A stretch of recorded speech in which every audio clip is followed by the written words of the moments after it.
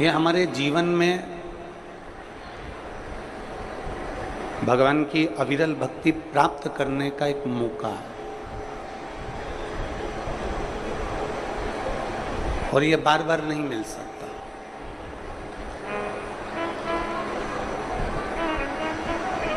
ये बार बार नहीं मिलेगा। बिलाई वालों सोचें जिसमें आप भगवान शंकर की अविरल भक्ति को धारण कर रहे हो। सोमवार से सावन चालू हुआ और सोमवार के दिन सावन विराम होगा। ऐसा सावन 72 साल के बाद आया।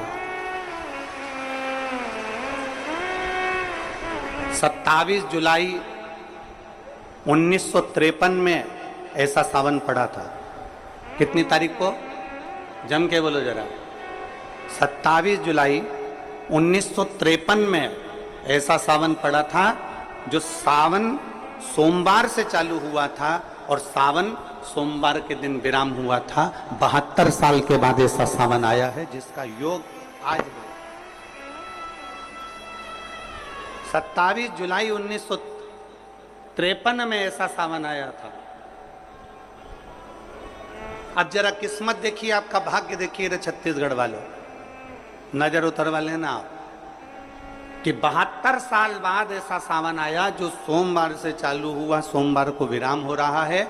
27 जुलाई 1953 में ऐसा सावन आया था और उसके बाद आज ये सावन 22 तारीख से चालू हुआ और 19 तारीख को विराम होगा और उसमें भी सोमवार से चालू हुआ और सोमवार को विराम हो रहा है। ये शिव भक्ति है, ये अविरल भक्ति, ये भगवान शंकर की अविरल भक्ति है। आप और हमको प्राप्त हुई, हमें मिली। और तेरी कृपा बिना ना हिले एक भी अणु, लेते हैं श्वास तेरी कृपा से तनु तनु। बखान क्या करूं मैं राखों के ढेर का, चपटी बहुत में खजाना कुबेर का। हे गंगाधार मुक्ति द्वार ओंकार तू, भोले ओंकार तू। आयो शरण तेरा शंभु तार तार तू। कहते हैं सोमवार से प्रारंभ होने वाला सावन और सोमवार के दिन विराम होने वाला सावन हमारे मनवांछित फल की प्राप्ति कराता है। मनवांछित फल।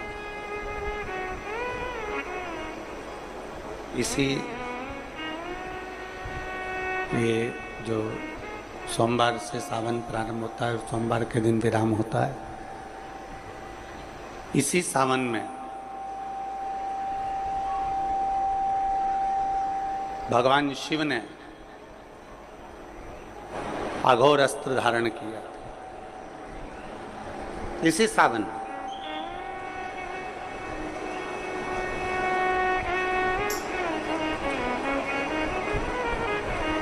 एक त्रिपुरासुर असुर हो गया।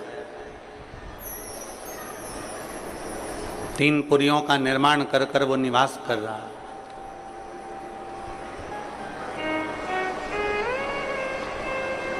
बड़ा विचित्र है वो।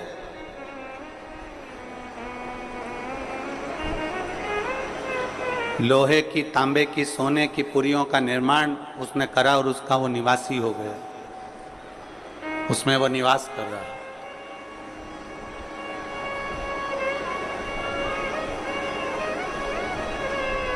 त्रिपुरासुर जैसे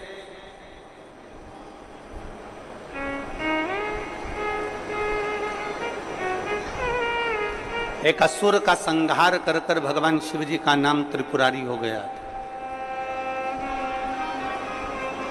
पर वो त्रिपुरारी ऐसे ही नहीं हो गया।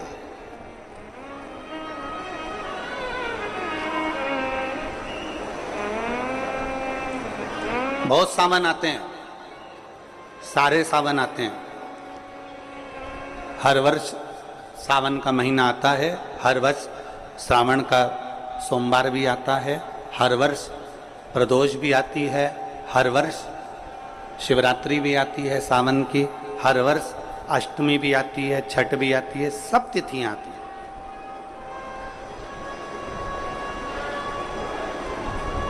ये सारी तिथियां हर साल आएंगी, हर साल प्राप्त होंगी, पर जो योग मेरे देवाधिदेव महादेव का लगा है सोमवार से प्रारंभ होकर सोमवार के विराम का, ये सावन बार बार नहीं आता, ये सावन इतनी जल्दी नहीं आता। जो 72 वर्ष के बाद 27 जुलाई से 1953 के बाद में आज योग लगा, जो 22 जुलाई 2024 में प्रारंभ हुआ।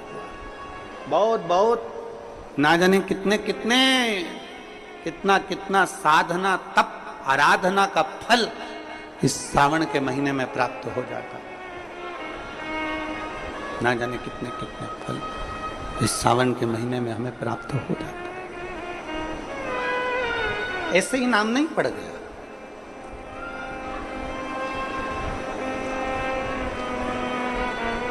और भिराई के इस्पात नगरी के सभी श्रोता भाई बहनों से कहूंगा कि इसीलिए हम आपको बार बार कह रहे हैं कि आप किस्मत वाले हो, आप भाग्यशाली हो। क्यों बार बार बोल रहे हैं? क्योंकि उसका एक ही कारण है कि 72 साल बाद ऐसा सावन आया और उस सावन में आपको शिव महापुराण की कथा श्रवण करने का सौभाग्य मिला। मैं श्री दया सिंह जी को और उनकी जो समिति है बोलबम सेवा कल्याण समिति, मैं दया सिंह जी आपको भी धन्यवाद देता हूं कि लखनऊ की कथा पंडाल में पानी भराया और पूरे पंडाल में घुटने घुटने कीचड़ हो गया और वो कथा कैंसिल हुई। और आपके पास एक लिस्ट होती है जिसमें लिखा होता है कि तत्काल जो कथा लेना चाहता, उसकी लिस्ट में आपका नाम था और आपको पहले ही फोन लगा था और आपने उसको स्वीकार करा।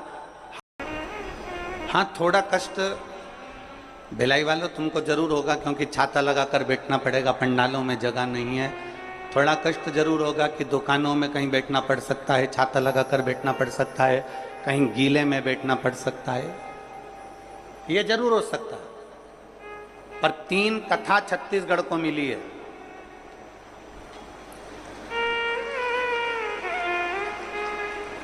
आप भिलाई नहीं पहुंच सकते, अपने पास की कथा में पहुंचो, वहां नहीं पहुंच सकते, उसके पास की कथा में पहुंचो, पर कथा का लाभ जरूर है।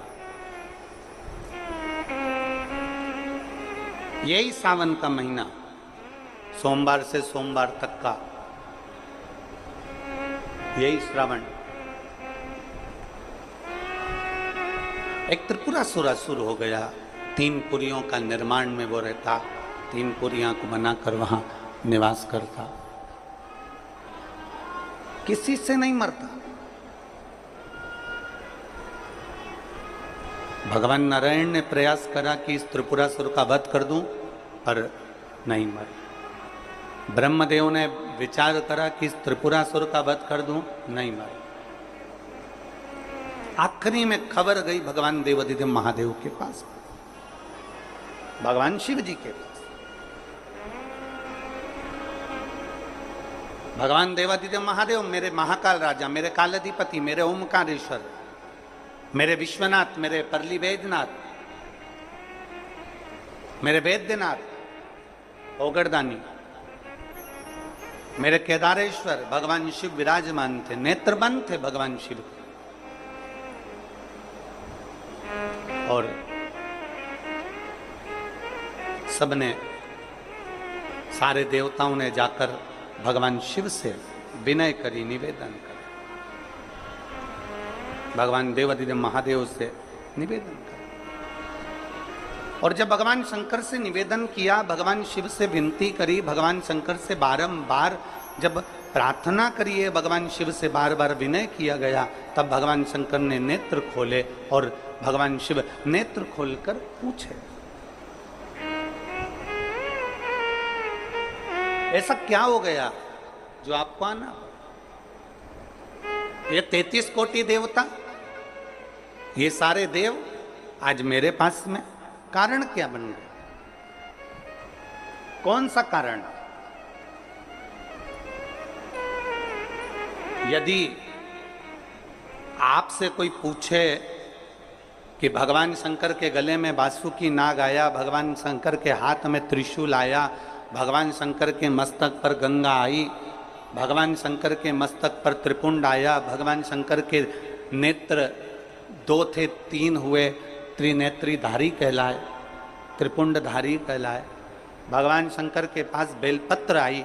कोई तुमसे कहे कि शिवजी के गले में रुद्राक्ष आया, भगवान देवादिदेव महादेव के पास रुद्राक्ष आया। कोई तुमसे पूछ ले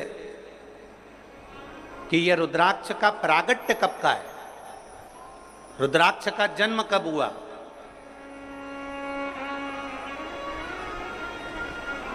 रुद्राक्ष प्रकट कब किया गया,